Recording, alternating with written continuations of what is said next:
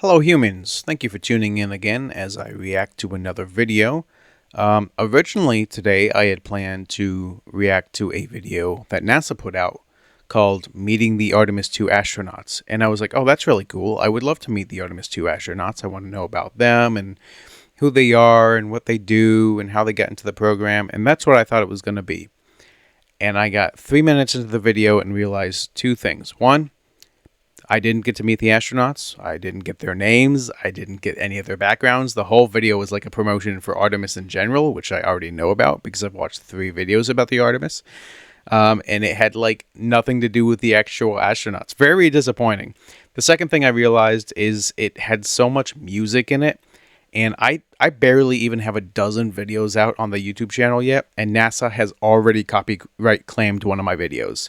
So I might have to just downscale how much I even use NASA's YouTube channel at all, which is very unfortunate because they're like the main official source for space stuff, especially NASA space stuff. But if they're going to put music in all their videos that no one else can use and then copyright claim people who use it, that's just, I don't like that. That's poor sportsmanship, So anyways, that's a rant out of the way.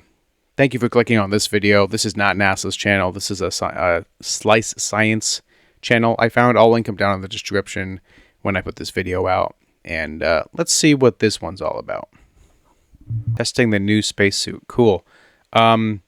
So I was reading some of the comments that people left on one of my last videos, one covering all the Apollo stuff. I love reading the comments. I love learning stuff from you guys. I understand that I'm not going to say everything correctly and I might be wrong about some things. So yes, you can call me out if you want. But one of the comments was saying how there's a lot of stuff on the moon that we do have here on Earth. So it's not like uniquely special to the moon. But the special thing about it is like 80% of us traveling to space is like just trying to escape our own atmosphere. Like 80% of the power we use in the thrust and everything is just getting us out of our own atmosphere. And then once we're actually in space, traveling in space isn't that hard. It's just getting there that's hard. So with the ability to kind of like mine and like pick up resources on the moon rather than having to bring them to the moon, that's like a huge asset. Is if we can get the stuff that's already on the moon and use that to make stuff that can further propel us into space, it's like so much easier to do that than it is to take all those assets with us from Earth and bring them to the moon in order to then use them to, So that was a really cool thing someone in the comments pointed out, and I'd never even considered that was the case. Look at those belts. They're like so complex, and I'm sure again it's not just like a belt. It's probably where I don't actually know how space suits nowadays, especially these new suits, are like. Are they all one unit? Are they all one piece? Or do they like attach? Is there like a lower part and a top half that like connect to each other at like the belt line? Or I don't know. I guess we should watch I'll put it on the list. I have a long running list of every time I'm like reacting to these videos and I come across like some random other topic or aspect, I put it on the list of videos I should watch. So I will put on their spacesuits and we can check out some new spacesuit stuff. Those needs. And again, this is all for... That's a lot of antennas. I wonder if there's that many antennas like on the moon, on the space. Sundial. That's very important for us. That's crazy. That's crazy. All right. In one of the more recent videos I reacted to, they were talking about the Gemini missions. And they had literally just one of the lunar modules, or not even lunar, just a space module that they used in Gemini, like at the bottom of like an Olympic swimming pool. And they were just like using that. But look at all the infrastructure they have inside of this tank. I knew they built now custom built tanks, obviously that makes the most sense, but I didn't realize it was like that much stuff. That's like a lot of stuff. And there's like 1, 2, 3, 4, 5, 6, 7, 8 or 9 people plus the guy taking the video, 8 or 9 or 10 people in this tank all at once, like doing stuff. There's probably even more out of frame that I can't even see, but like that is crazy. I'm going to put this on the list too. I want to watch videos about the training pool or the training tank or whatever they call this thing and like see what all the equipment is for and what do they do down there. And that's all really cool. EVA. That's a term that came up several times across videos, and I had no idea what it meant, and no one ever said what it meant. And my whole thing with this channel and with knowledge in general, I love learning through discovery, meaning when I encounter terms I don't know, I love just continue not knowing until I hit a video that will like explain it. And it's learning through discovery rather than like, I don't know, so I'm just going to Google it and then know instantly. I don't retain knowledge that well when I just Google things. I'll forget it within a day. But if I like am constantly thinking about what it could mean and then I stumble across the answer in a related video, I retain it a lot more. So that's what this whole channel is about. I'm learning through discovery. But anyways, EVA was mentioned so much and no one would explain what it was that I did actually look it up. And it's oh man, now I forgot because I Googled it. See, I made my own point. I think it's EV, extravehicular, extra. See, now I don't remember what it stood for because I Googled it, and I know I don't retain information that well. I'm gonna pause this recording real quick and actually give you an answer though. Extravehicular activity. I looked it up. I was so close to actually remembering it, but I didn't. So, EVA, extravehicular activity. Wow. Okay, I understand now why they say EVA. It's so much easier to say that. Let me rewind what he was saying so I don't miss his point. That's still for a week. Wait, so this is an external agency that's doing this work, not NASA itself? Like they're contracting out work for this? If that's the case, that is one, very interesting that they would do that because I understood that everything up until this point has been internal. I could just misunderstand. I could just not know. That's a distinct possibility. But two, it's really cool because that gives me hope of me not being an engineer or a mathematician or a geologist or a scientist or anything like that. It gives me hope that I could in some way be involved in space something as a third-party contractor.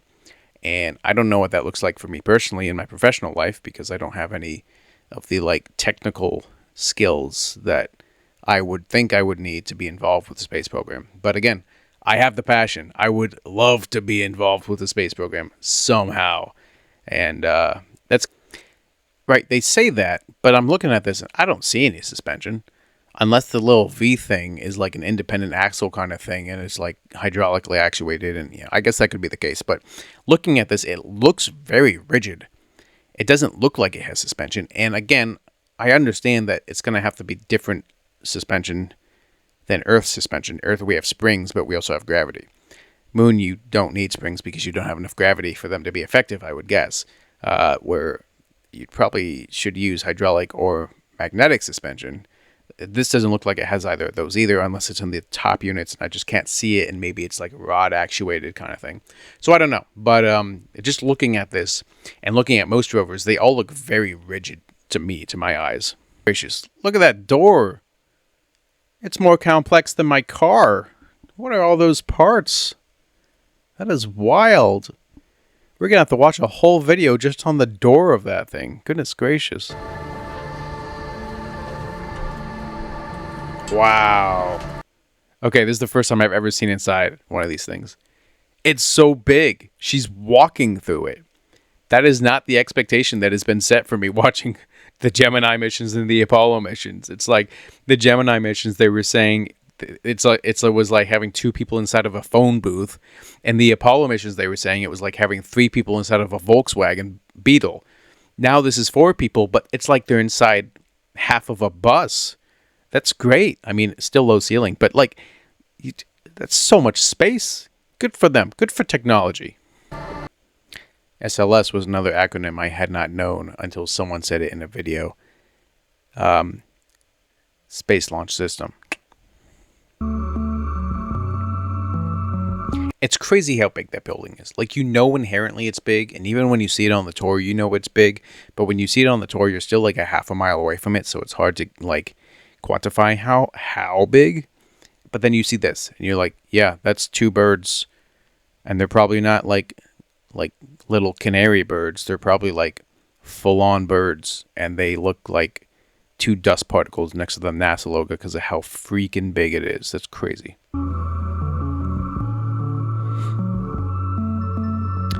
I did not see that banner, I don't think. Maybe it's on a side the tour doesn't go through. The coolest thing was when I was on the tour, I saw Artemis II on the pad. I was there in January. I was down there for the Rolex 24 race at Daytona.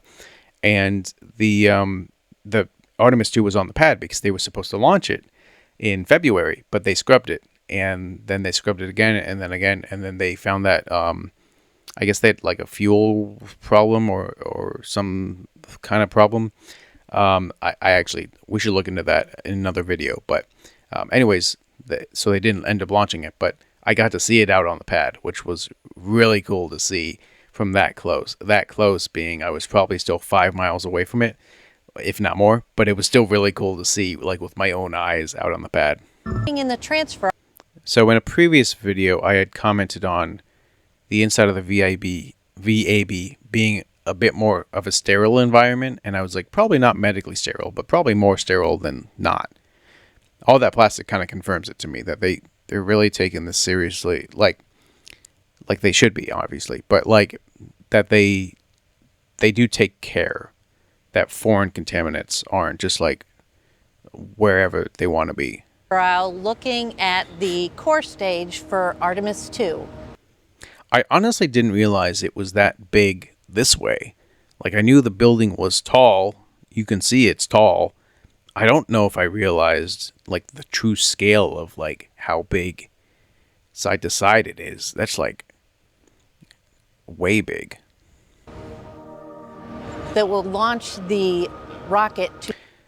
Like I want to know the most random things. I want to know who designed and then who built and then how they built the like half bracket thing it's just sitting on. Like those rod bearings are ginormous. I'm sure those things are bigger than me. That's crazy.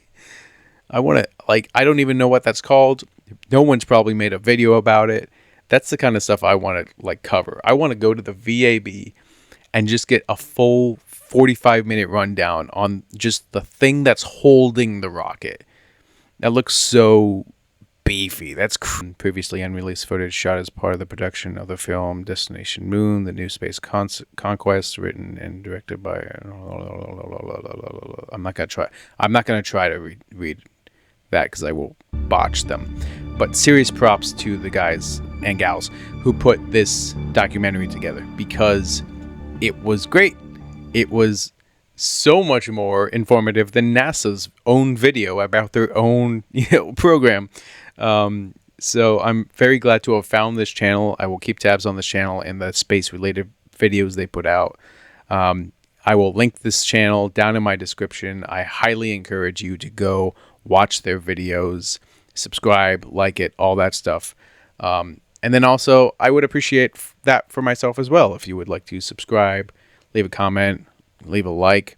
It just lets me know that people are out there and they enjoy the things I'm reacting to. And comments so far have helped me immensely with just information and new places that I can find other cool content. So anyways, guys, thank you for watching this video.